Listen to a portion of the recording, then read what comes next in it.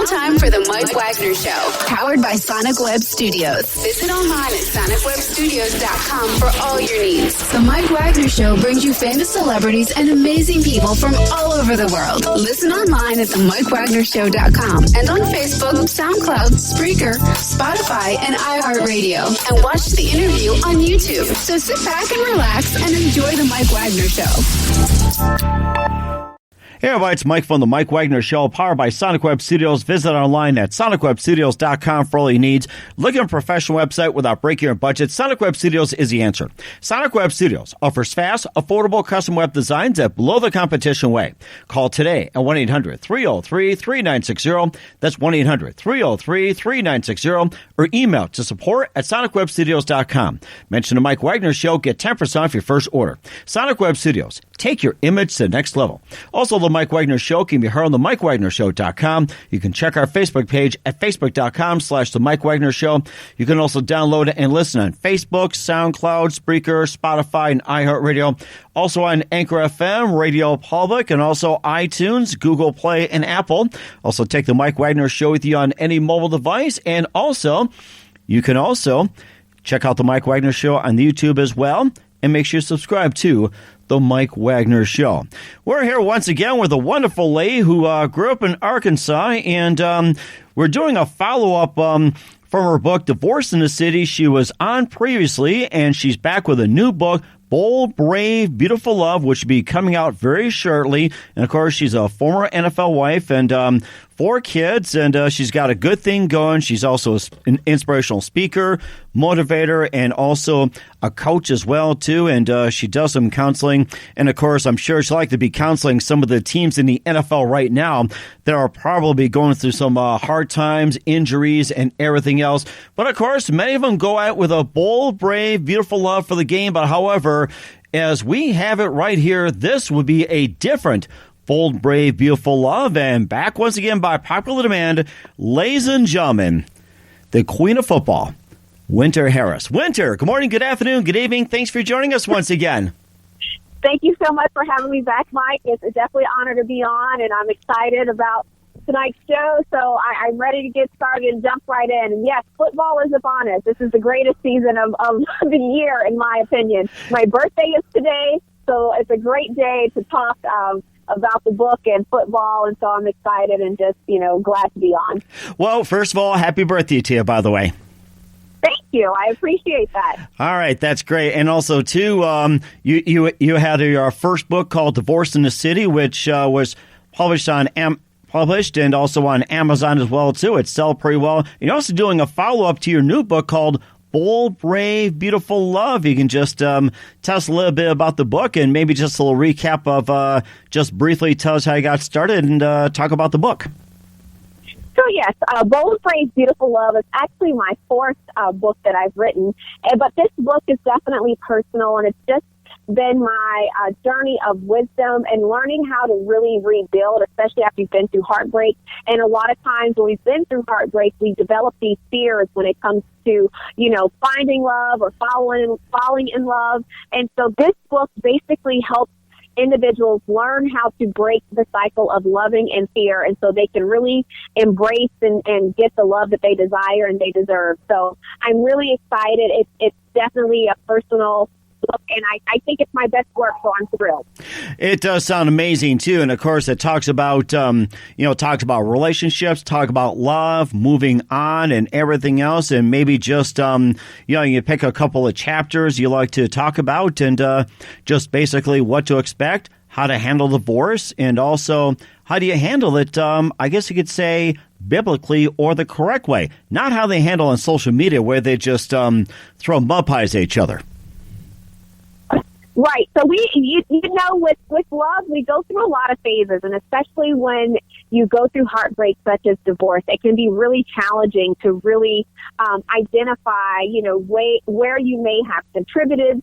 And a lot of times, and I want to start here because biblically we know we're called to forgive, right? Mm-hmm. And so a lot of times our difficulty with moving forward is because we struggle with forgiveness. Mm-hmm. And we are very we have the propensity as human beings to blame. And so a lot of times, especially when I deal with my clients who are going through heartbreak or things such as divorce, I always start with the forgiveness factor, because that essentially is what is going to help them move forward and really, truly move forward in their lives and find the love that they want.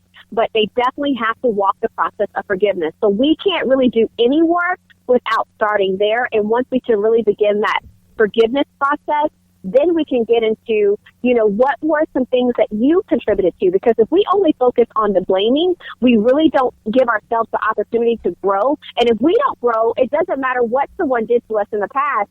Moving forward, we're not ever going to be our best selves, because we're always looking to point the finger instead of really looking introspectively and finding, what were my flaws? What were my contributors? And what can I learn from the heartbreak that can really propel me forward into the next relationship and really thrive in that relationship versus always blaming? So that is the first thing I love to start with when I talk about moving forward after finding, going through heartbreak or divorce. And I know I said a mouthful there, but, but yes. Well, keep it going. That's a good thing, too. And also, what comes to divorce and everything else, you carry the baggage and everything. And what's the normal process time it takes to, get through a divorce and also go through heartbreak, forgiveness, and going on to the next relationship without baggage? How many months or even how many years does it take on average to do so? So this is one of those things that it's going to be personal, because every person is different and every heartbreak is different. So it's really hard to put a time frame on it, but I would definitely suggest at least 6 months to a year if it's a long-term relationship. For relationships that are pretty much like, quick or a year or less, it doesn't really take as long to kind of move through the process and get over it. But if you were married for any significant amount of time, a year or more, you really need to give yourself at least 6 months to a year. And for those that were married, 5+ years, 2 to 3 years is not unreasonable to really walk the process of forgiveness and moving forward. And so I think it definitely is personal, but I would recommend 6 months to a year for pretty much all breakups. But people do not listen to that rule. They move on within 2 weeks, 2 days. I've seen it all. I mean, people just don't wait anymore. Mm-hmm. Do you think social media also has an effect on, say, the quick marriages, quick divorces, and also quickly moving on? Say, if you've been married, say, a year, 5 years, 10 years, 20, or even 30, has social media contributed to the fact that you just, quickly divorce and move on in a heartbeat? Oh, absolutely. And I'm telling you, it's because a lot of ways they are, social media has really made us not really understand the importance of waiting and being patient in love. And so it's a very microwave society. And with social media, we can literally swipe and find a new person. That's what dating has really, surrounded to. And it's sad to say, but we don't really take time and get to know people. And we don't take time to really, build friendship before we build relationships.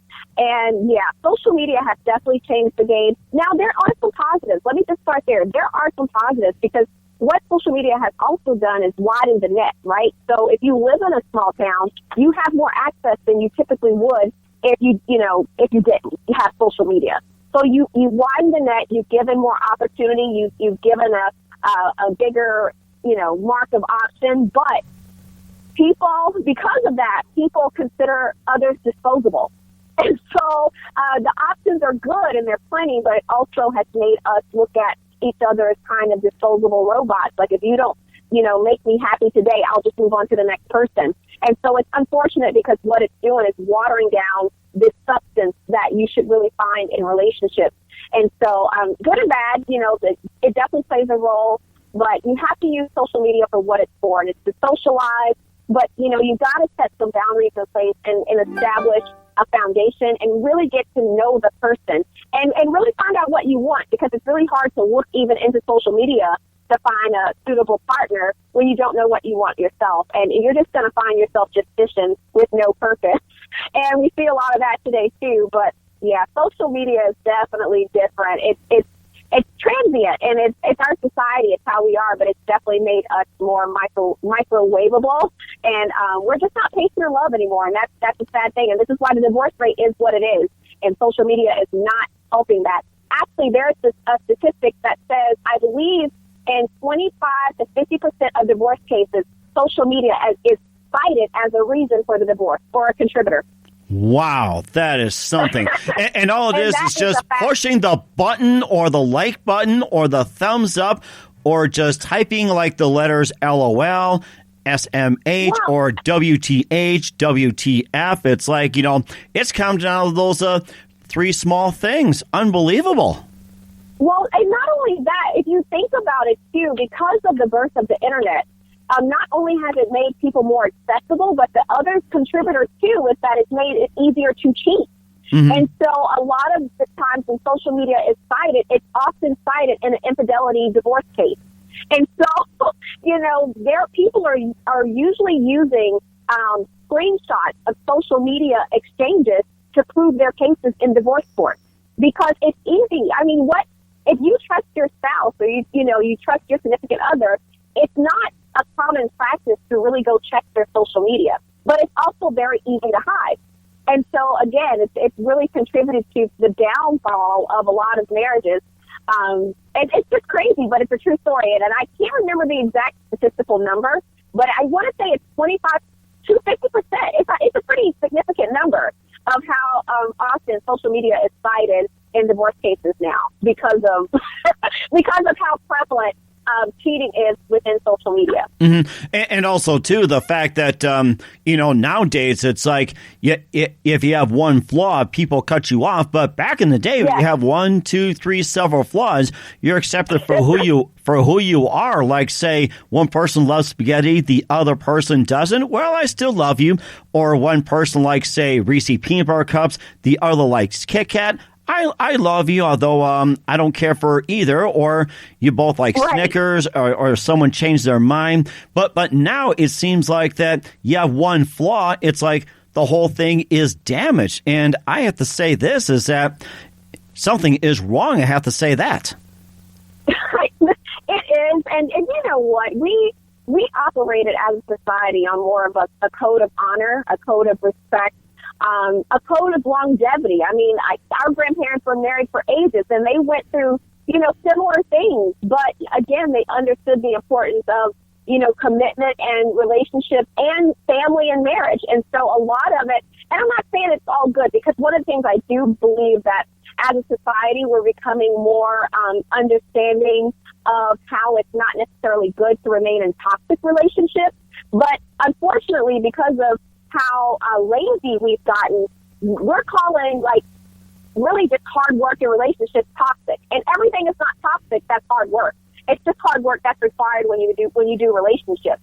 But they understood the importance of really kind of doing relationship and doing the hard work, and then at the end of that, you get the generations of sound family structure. But of course, we do not see that at all today, and it's bad because it has definitely impacted our society, and I think people would just be completely ignorant to assume otherwise. We're definitely seeing the impacts of the family structure being broken down. Mm-hmm. And that's one of the things that needs to be stressed as well, too. And we'll talk a little more about the book. And, of course, we'll talk about a little bit of football and how that ties in. You listen to The Mike Wagner Show at themikewagnershow.com, powered by Sonic Web Studios. Visit online at sonicwebstudios.com for all your needs. Look at a professional website without breaking your budget. Sonic Web Studios is the answer. Sonic Web Studios offers fast, affordable custom web designs at below the competition way. Call today at 1-800-303-3960. That's 1-800-303-3960, or email to support@sonicwebstudios.com. Mention the Mike Wagner Show. Get 10% off your first order. Sonic Web Studios. Take your image to the next level. Also, the Mike Wagner Show can be heard on the MikeWagnerShow.com. You can check our Facebook page at Facebook.com/The Mike Wagner Show. You can download and listen on Facebook, SoundCloud, Spreaker, Spotify, and iHeartRadio. Also on Anchor FM, Radio Public, iTunes, Google Play, and Apple. You can also take the Mike Wagner Show with you on any mobile device and subscribe to the Mike Wagner Show on the YouTube channel. We're here with Arthur Winter Harris, the author and also of Divorce in the City, with her follow-up to a new book, Bold, Brave, and Beautiful, coming out around October. She's also a former NFL wife and has 4 beautiful children, and also talked about we talked about divorce and everything else, and forgiveness and everything. Of course, being yourself a former NFL wife, and talking about one of the more prominent players, especially on the Washington Redskins, and life in the NFL. And I guess the question is, it's like for an NFL wife, it's like, how do you manage like your husband's career on the field, and especially just going nonstop, 12-hour days, like with the playbook and injuries, and dealing with coaches and media and everything else? I will say it's a unique experience. People often ask me, like, how was it? And I'm very grateful for the time that my ex-husband spent in the NFL. It's definitely not an opportunity that everyone gets, so it's a unique lifestyle. He did have a lot of injuries. He had 2 ACL surgeries and 1 shoulder reconstruction surgery. So injuries, unfortunately, are just a part of the game. And so you literally have to learn how to adjust and just play through them. But one of the things that does teach you is just the ability to overcome and just, go through adversity, and you just come out better for it. But the NFL was extremely good to us. We have lifelong friendships as a result of that. I mean, I talked to quite a number of the wives today just because it was my birthday. But I enjoyed my time. I don't really have anything negative that I can say. His coach at the time was the legendary Joe Gibbs, and so it was very nice to, be with the Redskins during his second time or second, stint with the Redskins as a coach. During that time, Sean Spring was there, and we had Sean Taylor, who actually passed away. And that in and of itself just left a tremendous impact with everyone on the team. But I just remember, like, after Sean passed away, all of the wives got together at Dan Snyder, who is the owner's house. And we just had a time of togetherness. And at that point, I realized how football really can be family. Like, I mean, it was family for us. And so we were able to grieve, the loss of him as a family. And it just, we have been tight since. There's pretty much not anyone that I'm not still connected to in some capacity that, we're a part of the team. It's just a very close, tight-knit community. I just spoke at the NFL Wives Conference back in June. They had me out to speak in Miami. And, again, close-knit community. It's great. I got a chance. Actually, I'm meeting up with Adrian Peterson's wife in a couple of weeks, but he's now with the Skins, and I actually met her at the conference in Miami. So it's just, it's great that we have this community. And I'm not even, married to my ex-husband anymore, but I still have this community and network of women that I'm still connected to and that are still very supportive, because, again, I hate to say it, but divorce is very prevalent in professional sports. In fact, the divorce rate in, general society is 50%. Well, in professional sports, it's 90%. 90%? Wow. It is 90%. That is a true number. It is 90% in professional sports. And honestly, so this is the thing. There's a few statistics here. So 90% of players divorce. 3 years within playing, most of them are broke and they are unemployed. So that is a true statistic. Most players of some sort, especially in the NFL, they're broke within 3 years and they're unemployed within 3 years of retiring from the game. But most of those divorces, the 90%, happen after they retire from playing football. Wow, so, yeah, that is surprising. 90%. And it's 9%, and it's 9% in football, or is it 9% in all sports? It's 90% in all sports. All sports, okay. And what's a percentage in football when it comes to divorce? Is it still the 9%, or is it like maybe 80, 70, or what do you think about that? I would look more towards the 60 to 70 range, but it's still pretty high. It's most players are on, I hate to say that, but most players are on like their second or third wife by the time they really get good and retired out of the game. Like most wives that I'm meeting now, even when I went to the wives conference, like their second wives are not even the wife that they were married to. Oh my gosh. Yeah, it's real. I mean, and you have to understand they're in a completely different environment. They have a lot of access to women, and that's kind of one of the things that they have to learn to not just juggle, but really mature in. And they themselves, a lot of these kids come into the game or come into the league still kids. like they're still kids, but now they have access to platform, they have access to money, they have access to influence, and as a result, they have access to women. So if they are not, coming in with a sense of maturity and understanding family and family structure and marriage, and that marriage requires commitment, then you're going to see what you see now, which is the prevalence in divorce. And so it's unfortunate, but yeah, we get that all the time at the live conferences. That's one of the things they tell us, and they do. There's a great ministry. I can't think of the name of it right now, but there's actually a ministry that caters to strengthening professional sports marriages because the divorce rate is so high. Wow, that is something. And I was going to ask you about, too, when it comes to the divorce rate, do you think having concussions in the NFL has to do with divorce? Like, say, if they get a concussion, the player will make a bad decision or say something like irrational or think different after a concussion. Do you think concussions also contribute to divorce? Like, they'll end up thinking different, acting different after concussion? But you know what? This is such a great question, and you're honestly challenging me. I was asked this very question at the WISE conference back in Miami.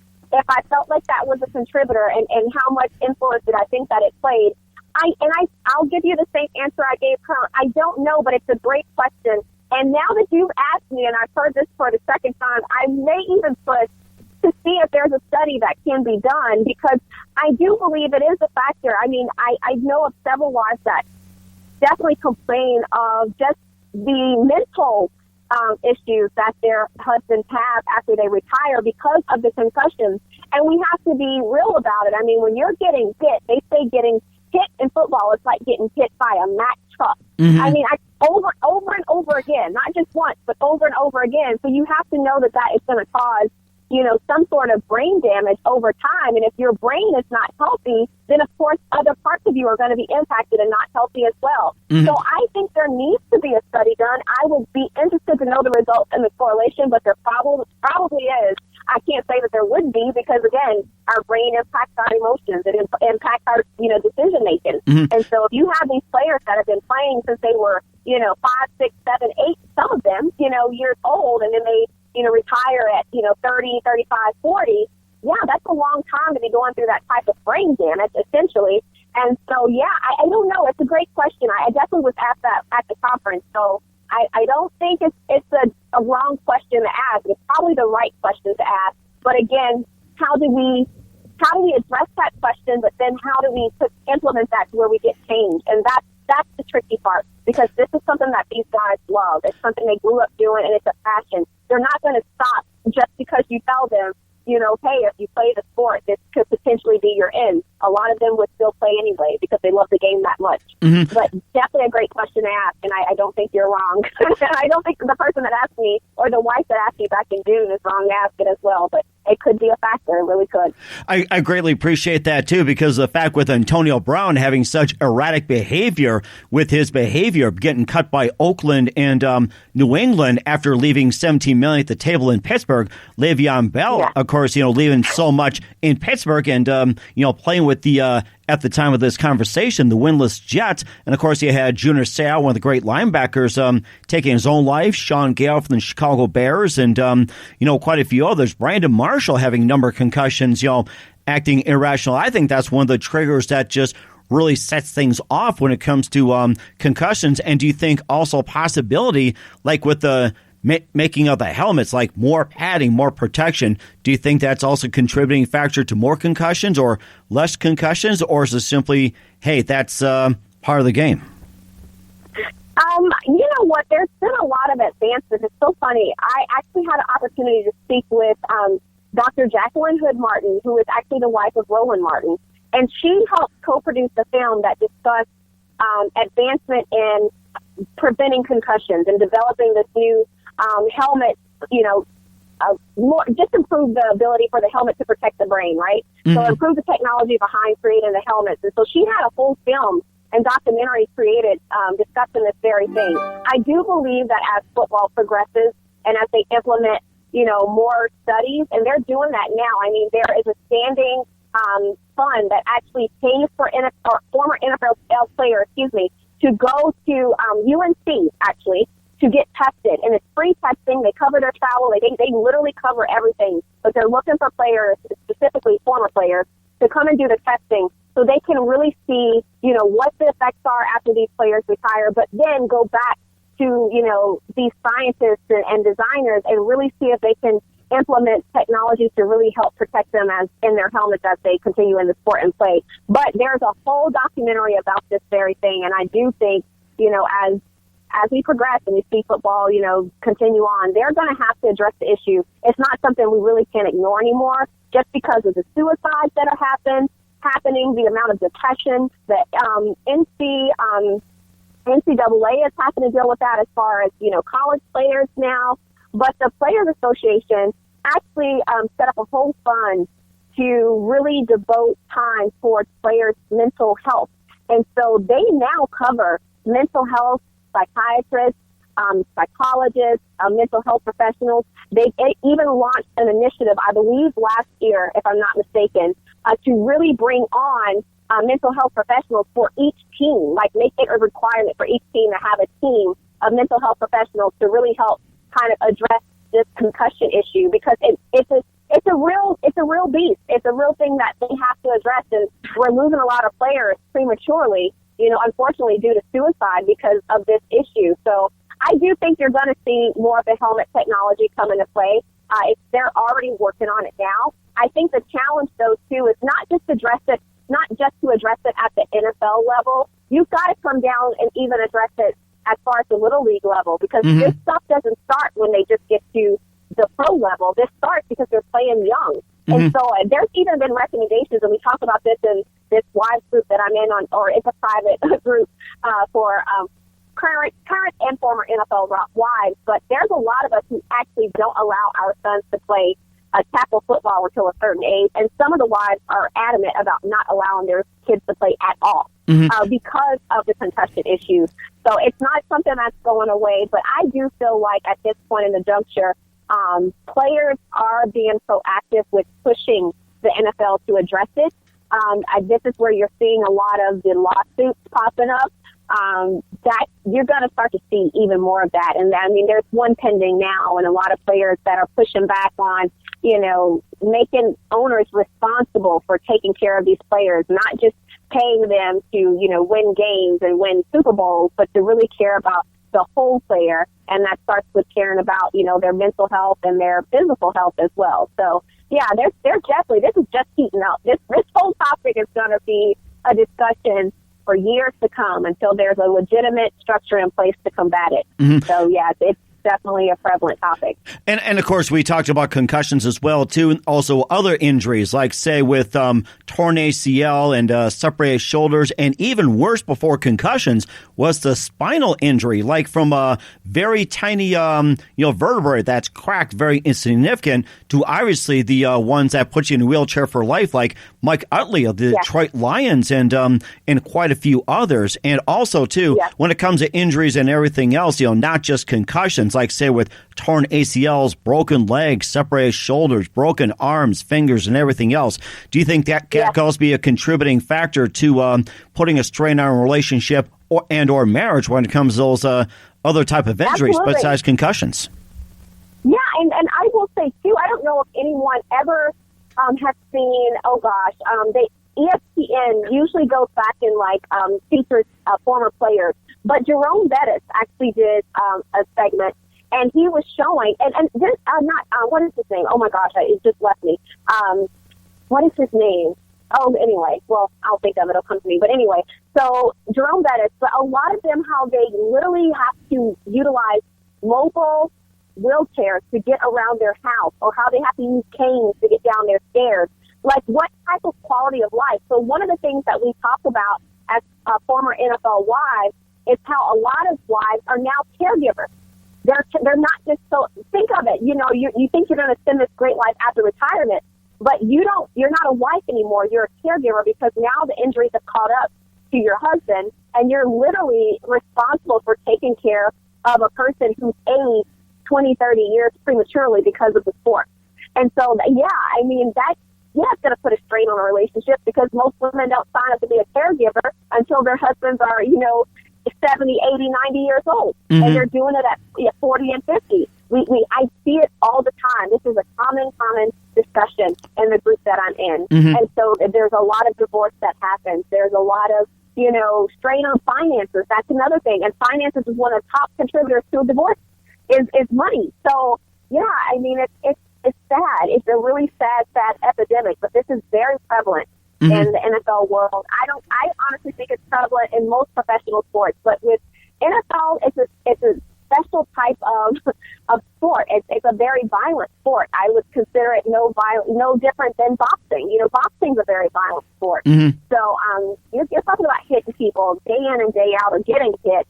There's going to be some repercussions because of that, but there's got to be a way to address it. And the players and their families are definitely starting to push back. And like I said, this conversation is not going away. It's just getting started, but it definitely, you see the other side of it. I personally see it. I know people talk about it on the news, but because I have, so many friends that are, walking through the other side of, retirement and really having to deal with these issues in real life, it's sad to see. It's not fun to watch. And so, hopefully everyone can continue to band together and just push forward into really finding solutions that can be beneficial to the players and their families. And also, too, we'll talk about retirement, finances, and everything else. You hit upon a great point. You listen to The Mike Wagner Show at themikewagnershow.com, powered by Sonic Web Studios. Visit online at sonicwebstudios.com for all your needs. Look at a professional website without breaking your budget. Sonic Web Studios is the answer. Sonic Web Studios offers fast, affordable custom web designs at below the competition way. Call today at 1-800-303-3960. That's 1-800-303-3960. Or email to support at sonicwebstudios.com. Mention the Mike Wagner Show. Get 10% off your first order. Sonic Web Studios. Take your image to the next level. Also, the Mike Wagner Show can be heard on the MikeWagnerShow.com. You can check our Facebook page at facebook.com/the Mike Wagner Show. You can download and listen on Facebook, SoundCloud, Spreaker, Spotify, and iHeartRadio. Also, Anchor FM, Radio Public, iTunes, Google Play, and Apple. Also, take the Mike Wagner Show with you on any mobile device and subscribe to the Mike Wagner Show on the YouTube channel.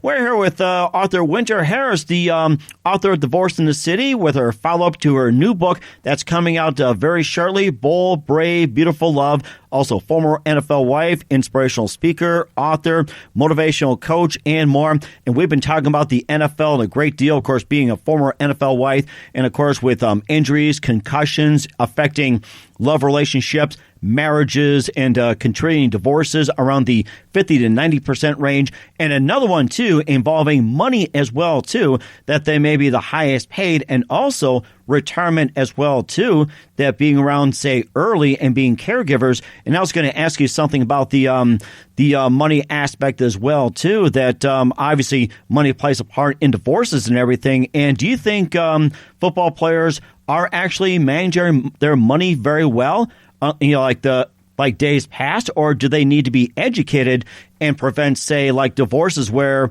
the ex-wife will take, say, 50, 60, even like maybe 99.9% or something, close to 100.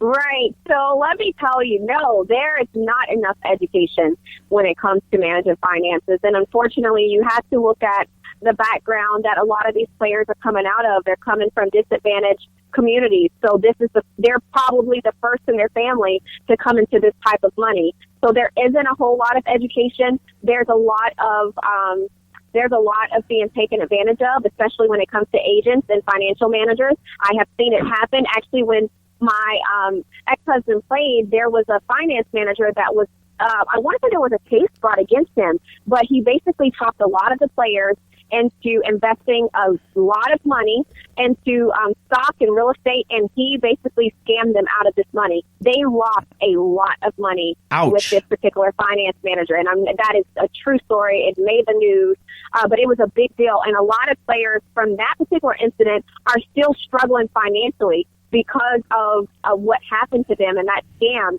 So this is something that, no, they don't address. And I don't feel like you just address it when a person gets money. That's honestly the worst time to address an issue, because to them, it's the first time they've really had that type of money. And all they think is spend, spend, spend.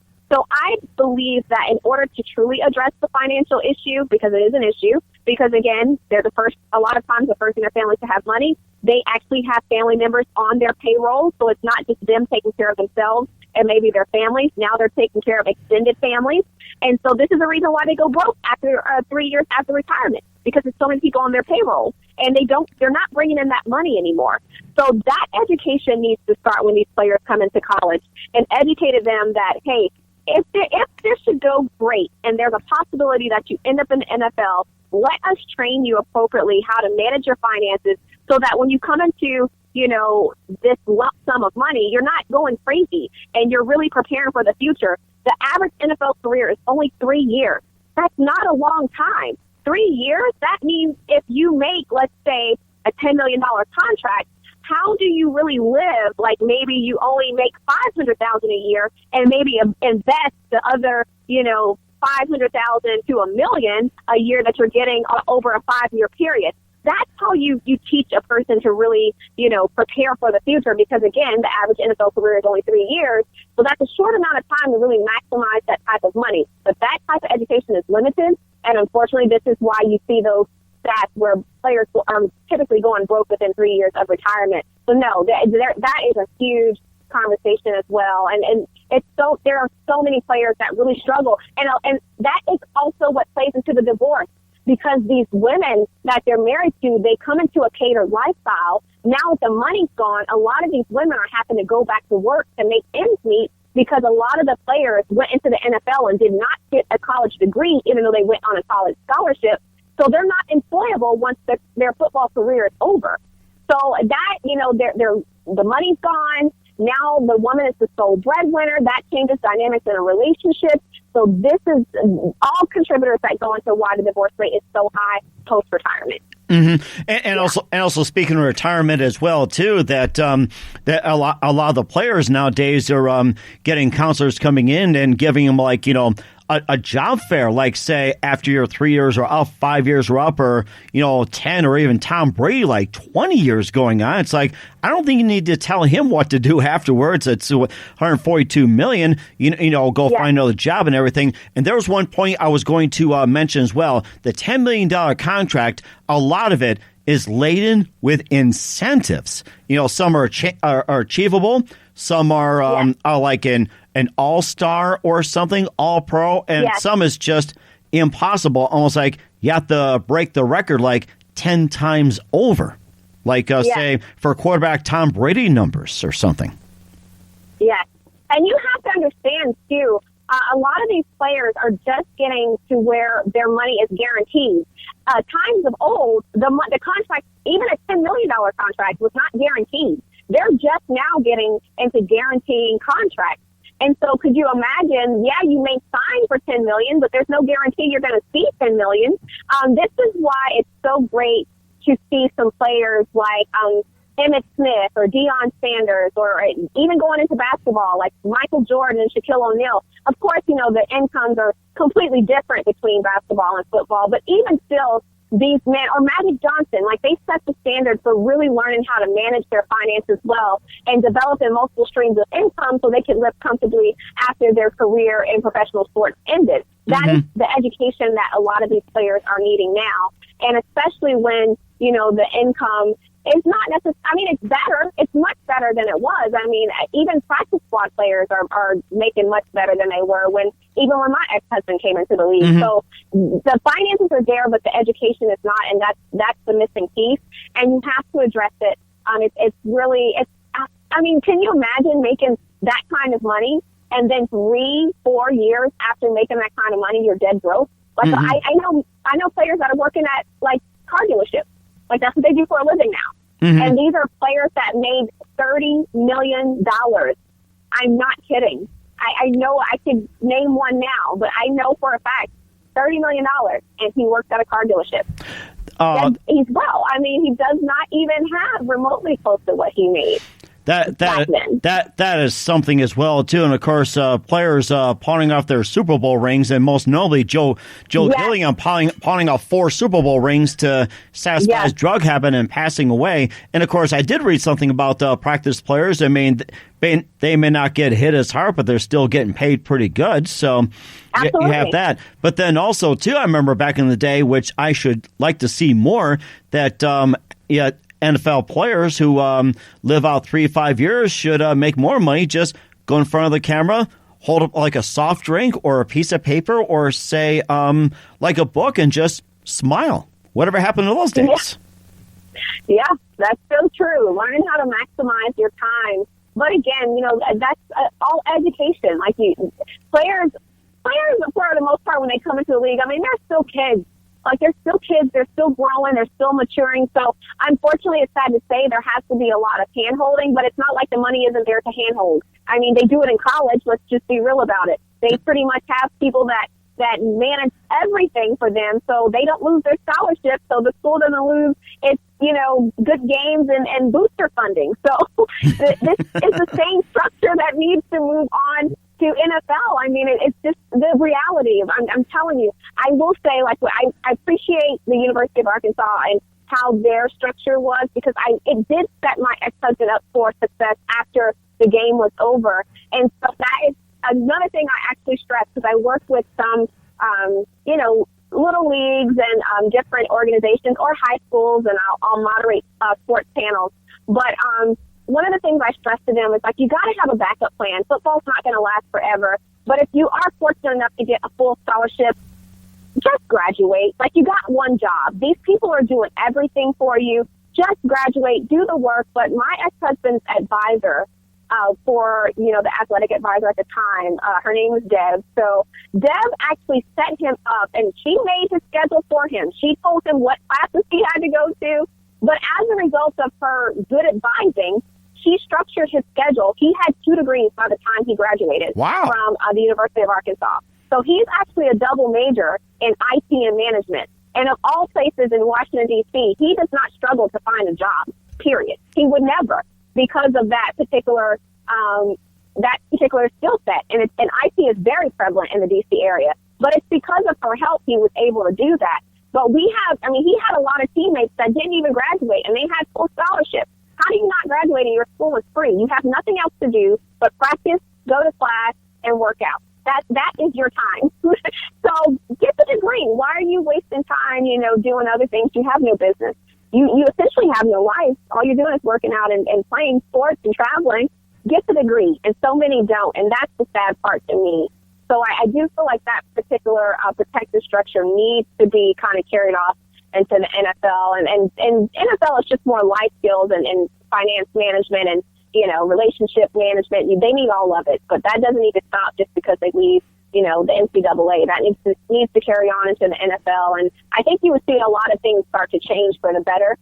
But, the Antonio Brown situation is it's so ridiculous. My heart goes out to him.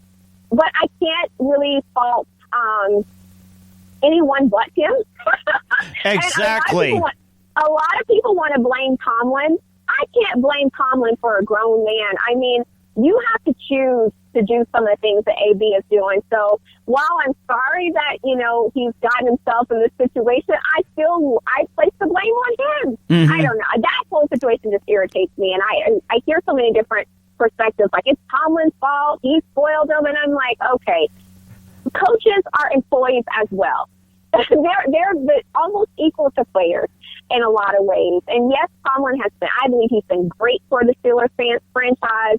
AB is a grown man, so he's responsible for himself. Mm-hmm. So I blame him for his troubles. I'm sorry, that's my 2 cents. That's my 2 cents on that situation. And of course, just because Mike Tomlin at the time of this conversation, everything is winless, doesn't mean you just get rid of him right away. Look at Chuck Noll. He went through some really bad seasons in the 80s. I mean, Mark Malone at quarterback, but it's like he still had a job until he retired. It's like they should have the same standard for Tomlin. Just because you had one bad season, we're not going to get rid of you. So right. I think that should be with the NFL as well, too. It's like, Lion fans could have said goodbye to Matt Patricia just because he's 6-10, but already they've been unbeaten so far. They tied what would have been a horrible Cardinals team, but they're improving with Kyler Murray. They've beaten the Chargers. They've beaten Carson Wentz and the Philadelphia Eagles, although they've had no healthy receivers. I mean, they're playing some really good ball. I mean, look at the NFC North. It's like I predict the last place team is going to be like 9-7, and maybe take the last wild card for all I know. Yeah, I mean, you're completely right. I mean, and then too, we have to. I mean, there's politics in football. Let's just be honest. There's politics, but coaches don't have sole decisions. There's a whole back office. There's a general manager. The owners. All of that plays a factor into whether or not a player stays on or off, right? There's a lot of money that's invested. So, I mean, we're looking at bottom lines here. You can't just be so quick to discard a player if they horribly impact your bottom line. But, yeah, I've just been in so many different conversations. I probably shouldn't concern myself with it, but I love my team, but I can't support bad behavior. I mean, I kind of see that in I was a huge RG3 fan, and he soured me too. So I mean, I don't support bad behavior in players. I just don't. So I don't support it either. And do you think RG3 would have been a better player if he were given more time, or was he better off with another team, or was he just simply overrated? No. Oh gosh, I have to choose my words carefully here. Just make sure you don't do the F word or F bombs or S and T and all that. No, it would never be that. So I'm going to be honest. I personally feel like he was a gifted player, but I believe his arrogance got the best of him. Mm-hmm. I had the opportunity to meet him on a few occasions and be in his presence, and he just was so arrogant. And I think he became full of himself, and so full of himself that he stopped doing the work. And so I believe he could have been great wherever he was, but he just got so arrogant and lazy. So I think RG3 was a personal failure more so than maybe a bust. He was an interesting person. I hope that he's matured and gotten better, and definitely not the person that I encountered and that others encountered. But he just, that was that is the epitome of having too much too soon and not having the maturity to handle it. That is my personal opinion on that. And of course, I'm trying to be kind. I understand. He also had his dad with, too, in a lot of negotiations. Do you think having a parent with him at his age was a good thing or a bad thing? I honestly think in his aspect, it wouldn't have hurt or helped. And I say that because I think it was great that his dad was really involved. And unfortunately, because players oftentimes lack the familial support that they need in these cases to make solid decisions, because they are like a easy target to get taken advantage of. So I think, his dad being there, especially in his situation, was a good. By the same token, parents too can become enablers, and I believe his family was an enabler of his bad behavior. So it was good and bad. I could see the bonus, but I can also see the downside. And it was just, towards the end there, especially his stint here in Washington, he was just not a very nice person. And so I personally just think it really just impacted everything for him. And, that's where you saw kind of the downward spiral, because he was talented. It wasn't that he did not have talent, and I'm not going to sit here and act like he did. He was killing it. But he just got so full of himself that it just literally, it ruined his ability to be productive. So I don't think his dad had anything to do with his personal stuff. Mm-hmm. That is something as well, too, just to clear that up. And another Redskins question when it comes to quarterback. How do you think Kirk Cousins is going to do with the Minnesota Vikings, considering it's his final year and all the pressure's on, especially in that $84 million contract he signed? He's another ex-Redskin who they signed him to, like, I'm trying to think of that term, like the 1 year extended contract or franchise tag or something.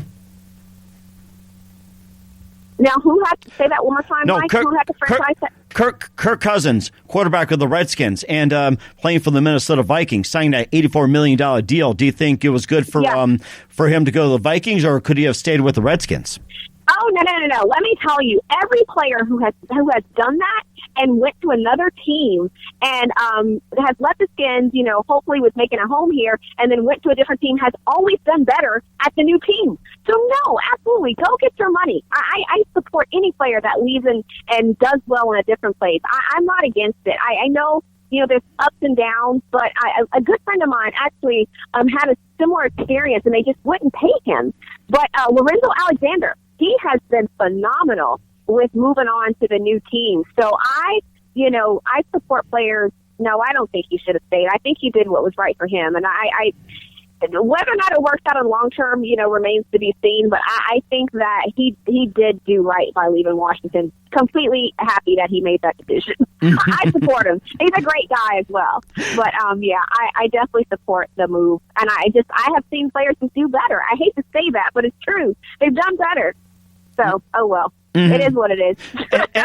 And, of course, there's life in the NFL as well, too. And, of course, it's early in the season at this time of conversation, but definitely like to have you back and talk more football and give us an update on your book, Bold, Brave, Beautiful Love. And afterwards, what are some of your upcoming projects?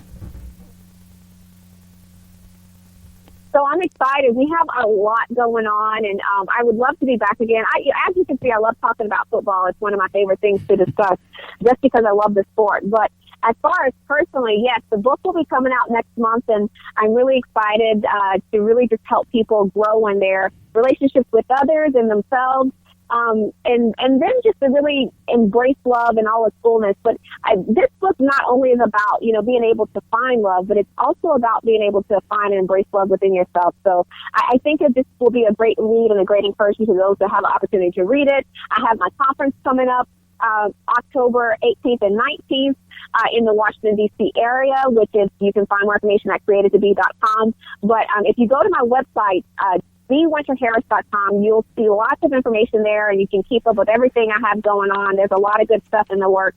So I'm just thrilled, and I'm excited at, what's going on in my life, and it's only getting better, so I'm just excited to see where this thing goes in the future.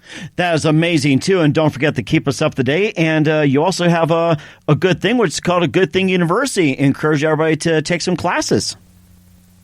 Absolutely. So Good Thing University is basically helping women discover the good thing in them, and that's definitely a Christian principle.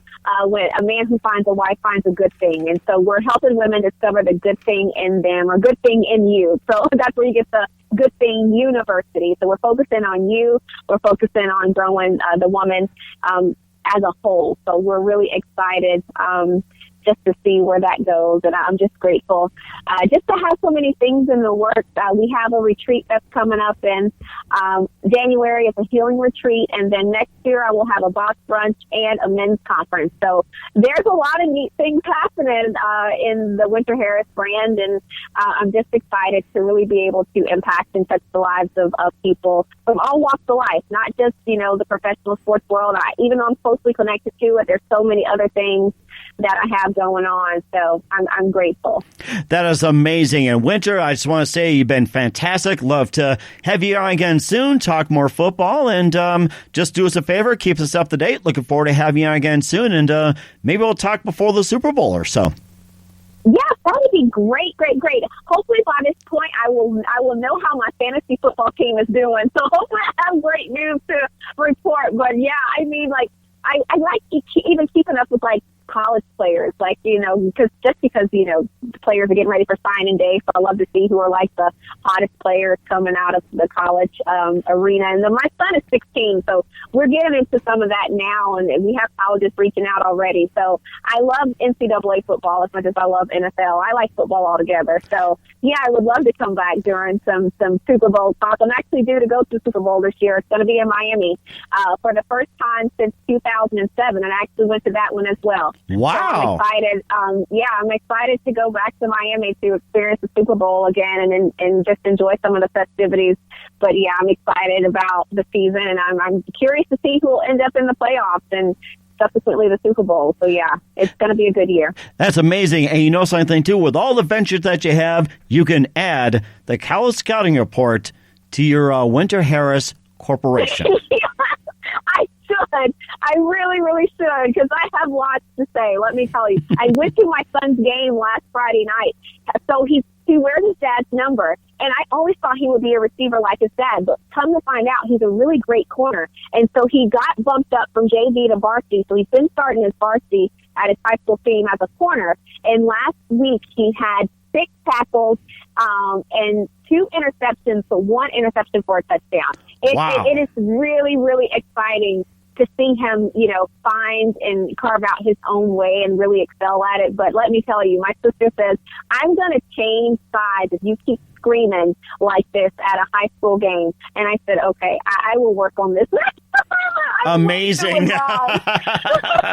That's so amazing. Way too involved, but it's exciting. It's so exciting, and they love the game. It's in them, but to really see them enjoy it and, excel, it's great to watch as a mom. So I told him I'm totally a fan in the stands, but yeah, he had a great game last Friday, so it's nice to see. It really is. That is amazing. Looking forward to having you on back again soon, Winter, and keep us up to date, and let's keep this a good thing. Sounds good. Thank you for having me, Mike.